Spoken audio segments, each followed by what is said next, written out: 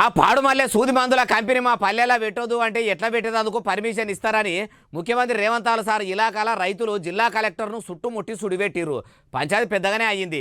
ప్రభుత్వాధికారులను అయితే అన్నదాతలు తరుముడు తరిమితే ఎంత పెద్ద కథ అయిందో చూడుండ్రి. అంతమందికి ఎంత కడుపు రగిలితే ఇంత రణం చేసేందుకు ముంగడికొస్తారు చెప్పుండ్రి.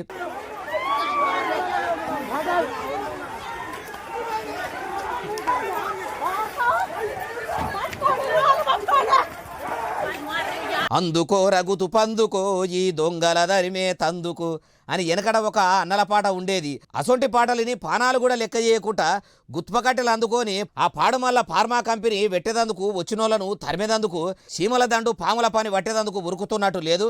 ఇక మంట జిల్లా మహిళలు పురుషులు చిన్న పెద్ద అందరూ పోయి వికారాబాద్ జిల్లా కలెక్టరు ప్రతిన్ జైన్ సార్ మీదికి కూడా పోయి దాడి చేసిండ్రా. నిజమేనా అని కలెక్టర్ సాబుని అడిగితే ఇట్లా అనుకొచ్చిండు.